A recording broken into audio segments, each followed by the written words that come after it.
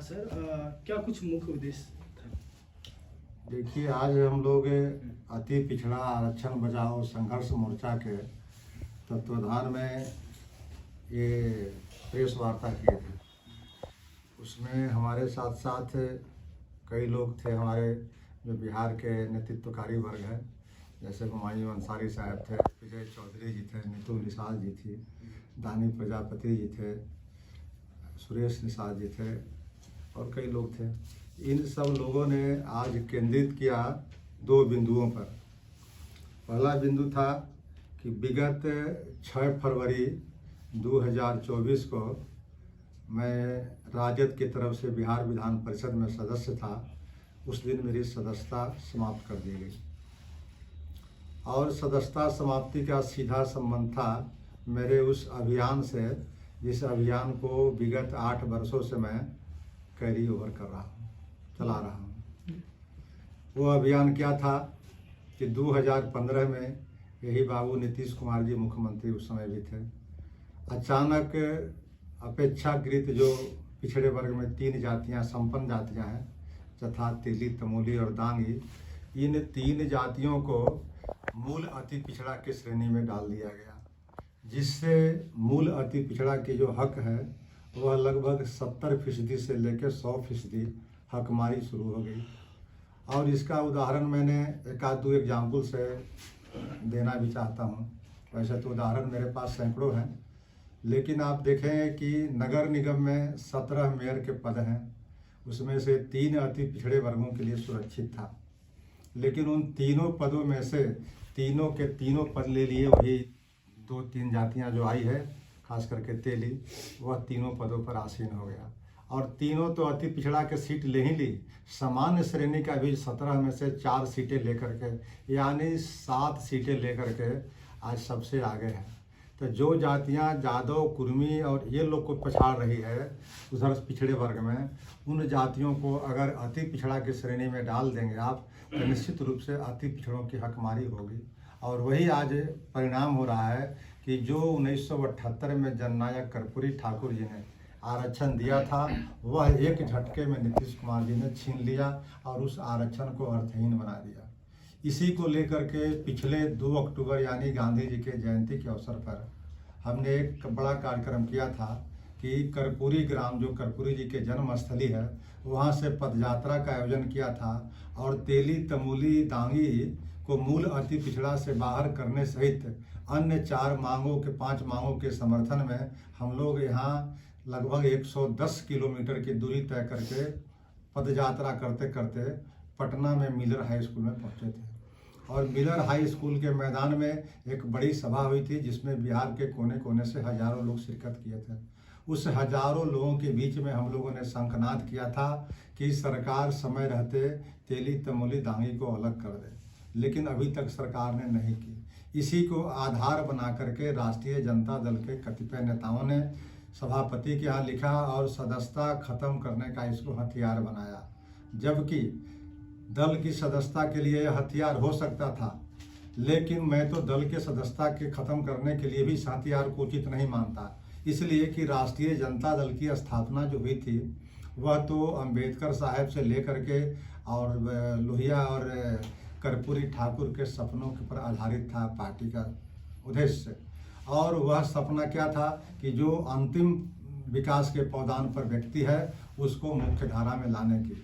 अभी जातीय आंकड़ा भी यही लालू जी और नीतीश कुमार जी ने जारी किया, उसमें दिखाया गया है कि आप 36% अति पिछड़ा वर्ग के लोग हैं और आज भी सत्ता और शासन के बिल्कुल हाशिए पर है। इन वर्गों को अगर एम्पावरमेंट करने की, आगे बढ़ाने की, सशक्तिकरण की अगर कोई बात करे, और ख़ास करके वो व्यक्ति जो उस समाज से आता है, तो मेरा तो यह दायित्व था कि मैं उस वर्ग से आने के नाते और विधान परिषद में, उच्च सदन में सदस्य होने के नाते उसके सवाल को उठाऊं, और उसके सवाल को उठाने के एवज में अगर मेरी सदस्यता समाप्त की जाती है तो ऐसा सदस्यता को तिलांजलि देने के लिए मैं एक बार नहीं दर्जन बार भी आगे तैयार रहूँगा। दूसरी बात है कि सदन की सदस्यता जो है कहीं न कहीं यह अवैधानिक है, जनतंत्र की गला घोटी गई है। इसलिए इस अन्याय के खिलाफ मैं उच्च न्यायालय में भी जाऊंगा ताकि न्याय मिल सके और तीसरी जो बात थी कि आज लड़ाई के लिए हम लोग अब आर पार के लिए मैदान में आ गए हैं। अब बहुत दिन हो गए, 8 बरस हो गए। 8 बरस से सरकार अपने हाथ पर हाथ धरे बैठी हुई है और हमलों का हकमारी हो रही है। वो चाहे नौकरी का सवाल हो, चाहे पंचायती राज में अन्य पदों पर प्रतिनिधित्व का सवाल हो, लेकिन सरकार निर्णय करने में देर कर रही है। इससे हम तमाम 110 जातियों के लोगों का धैर्य समाप्त हो रहा है। इसलिए उस लड़ाई को मुखर करने के लिए हमने आगामी जो 28 फरवरी है, 28 फरवरी 2024 को आर पार की लड़ाई के तहत पटना के गांधी मैदान से विधानसभा घेरने का हम लोग काम करेंगे और उसकी सारी जिम्मेवारी फिर सरकार की होगी। उसमें किसी तरह की कैजुअलिटी होगी, किसी तरह की कठिनाई होगी, किसी तरह के गोली चलेगी या हिंसा फैलेगी, उसकी सारी जवाबदेही सरकार की होगी। क्योंकि मैं 8 वर्षों से इस आंदोलन को लेकर चल रहा हूं, लेकिन सरकार चुपचाप इस आंदोलन को समाधान करने के दिशा में अग्रसर नहीं है और उल्टे घड़ियाली आंसू बहाती है कि हम अति पिछड़ों के हितैषी हैं। ऐसे सरकार के विरुद्ध हम लोग चाह रहे हैं कि अब हल्ला बोल, अति पिछड़ो हल्ला बोल, अपने अधिकार के लिए 28 फरवरी को पटना में जुटान करेंगे और वह जो दिन तारीख जो होगी वह अति पिछड़ों के इतिहास के लिए निर्णायक तारीख होगी और उसके बाद फिर हम लोग आगे की लड़ाई के लिए समझेंगे कि बैठेंगे कि क्या करना है। हल्ला बोल जो आप लोग निकाल रहे हैं रैली, जो गांधी मैदान से विधानसभा घेराव कर रहे हैं, उनमें बड़े चेहरे कौन कौन शामिल होंगे आपके समर्थन में?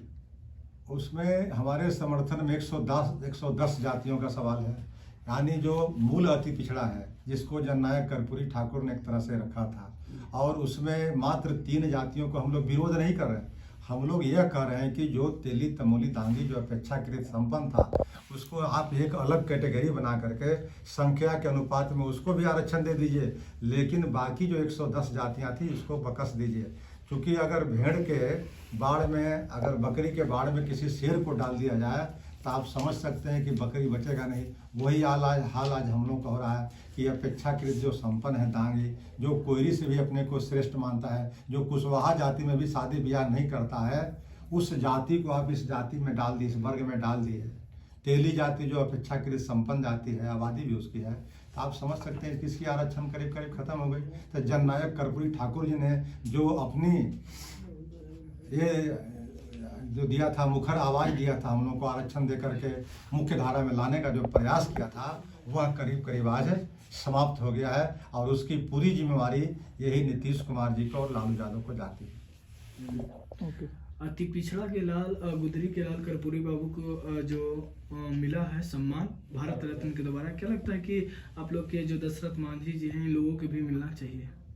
देखिए, जननायक कर्पूरी ठाकुर जी के जो भारत रत्न नागरिक सर्वोच्च सम्मान दिया गया, उसके लेकर के बहुत सारे राजनीतिक दल के नेता मांग करते थे सिर्फ पुण्यतिथि या उनके जन्मतिथि के अवसर पर, लेकिन अभियान चला करके किसी ने अभी तक बिहार में कोई सवाल नहीं उठाया था। हम लोग लगभग 1 महीने तक रथ यात्रा के माध्यम से और दूसरे 1 सप्ताह तक पदयात्रा के माध्यम से हजारों नहीं लाखों लोगों के बीच में इस संदेश को ले गए कि हमारी 5 मांगों में से एक मांग यह भी था कि जननायक कर्पूरी ठाकुर को भारत रत्न दिया जाए।